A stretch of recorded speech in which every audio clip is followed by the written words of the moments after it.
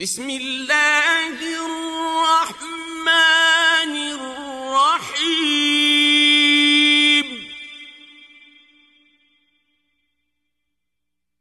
لإيلاف قريش إيلافهم رحلة الشتاء والصيف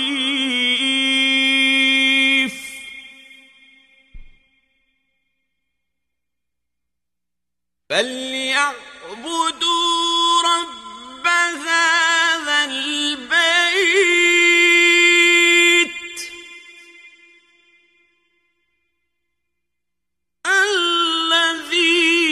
الذي أطعمهم من جوع